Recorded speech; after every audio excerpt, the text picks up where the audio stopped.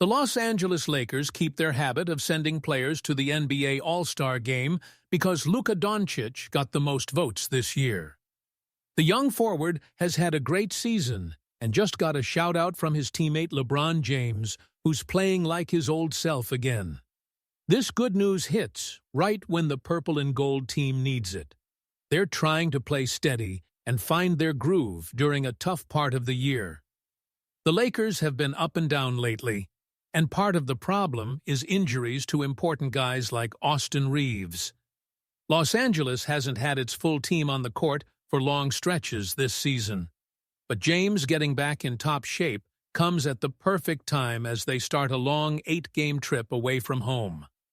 The veteran star looks like he's getting back his quick moves and smart plays that made him a legend, giving the team a real lift when they're looking for some solid ground. Los Angeles kicked off that long road trip with a game against the Denver Nuggets, a tough team even without their big center Nikola Jokic. The Lakers fell behind early, down by 16 at one point, but they bounced back strong in the second half and won big 115-107. The game showed they can fight through trouble and make the right plays when it counts. Doncic led the way with an amazing triple-double, proving why he earned his spot starting in the All-Star game. After the win, James stopped to talk to reporters and praised his teammates' big night.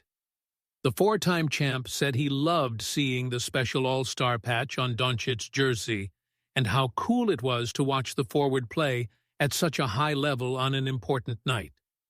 James pointed out how good Doncic is when he gets the ball in the right spots, especially when defenses focus on him and open up easy passes to teammates. Doncic answered his All-Star nod with a huge game against Denver, 38 points, 13 rebounds, and 10 assists.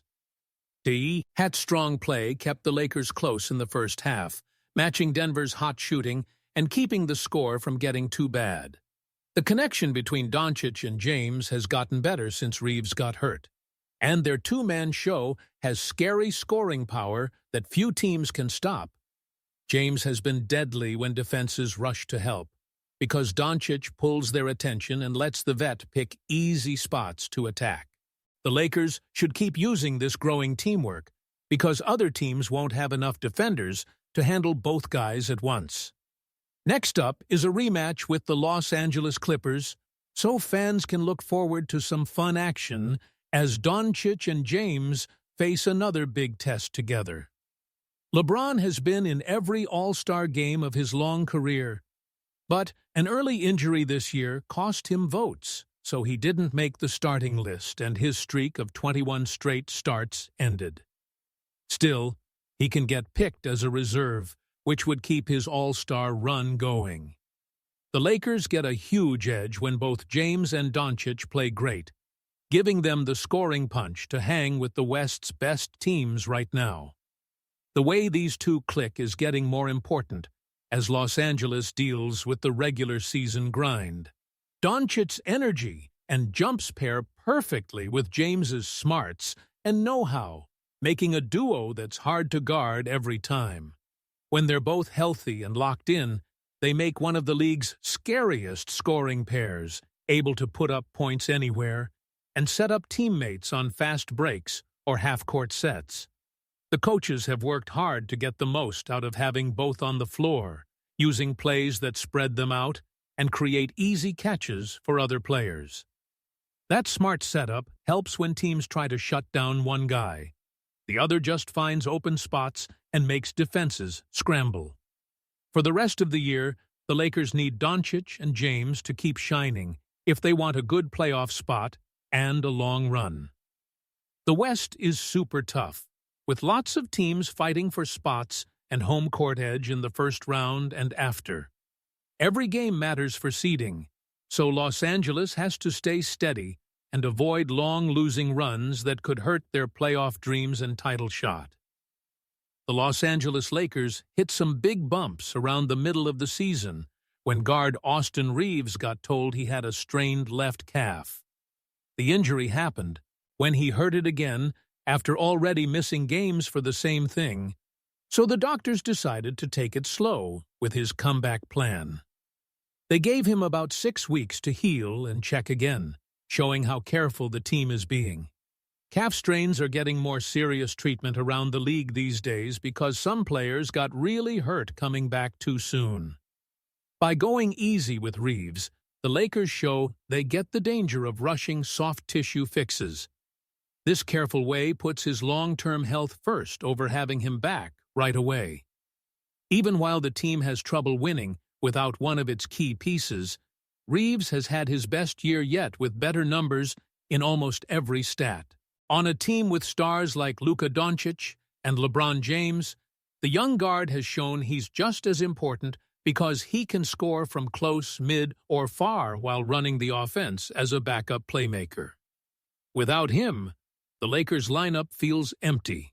No one else fills his spot quite right. What he does goes beyond the numbers. He gives spacing, handles the ball, and defends hard, which lets the team's plans work best on both ends. When he's healthy and playing well, Reeves links the stars with the helpers, moving the ball smartly and creating chances for others with good choices and team-first play. His all-around skills make him someone the head coach can't replace in his game plan. Luckily, Coach J.J. Redick gave good news about Reeves's rehab before the Utah Jazz game. The first-year boss told reporters that Reeves is moving along nicely and should play again during this 8-game road trip. That means no big problems in healing, and he's on schedule to get back when planned. From what Redick said, Reeves has handled treatment and workouts well, so he's set to join the active team pretty soon. Los Angeles has really felt his absence because besides Doncic and James, no one else scores well from all spots while keeping up smart passing for whole games. The mix of making shots, shooting from outside, and seeing the floor that Reeves brings is super rare and hard to copy. Even stuck on the bench watching, Reeves stayed involved, talking to teammates during breaks and joining film study, which earned praise from Redick for his good vibe and focus on winning. The coach especially liked how Reeves kept chatting with the team in timeouts and helped break down tapes, showing the guard's drive and love for the game no matter if he can play. This road trip brings big physical and mental tests for the Lakers, facing strong teams in tough away spots while dealing with travel tiredness and staying sharp far from home. But Reeves coming back could give the emotional and game plan lift they need before the All-Star break. Getting him back in should steady their attack and defense, maybe sparking a hot run before the second half starts for real. The trip includes games against playoff-level teams that will push the Lakers hard. Each matchup has its own tricks, like high altitude in some cities or extra fire from home crowds. The Lakers have to keep their heads in it and energy up the whole way, dodging the lazy moments that hit during long trips when players live in hotels and fly more than their home. Reeves's return will add needed depth and flexibility to the backcourt, which has been shaky without him. The coaches tried different groups to match his two-way help, but nothing works as well as having the real guy out there. His skill at guarding different spots on D while running point and setting up plays on O makes him extra valuable in the team's setup. More than his stats, Reeves brings hustle and fight that lifts everyone and sets the bar for effort across the squad. His readiness to dive for balls, take charges, and do the little things that don't show up in scores is exactly the winning mindset champs need. When he gets back, he'll remind the whole team what standards and focus look like to keep winning at the top of pro ball.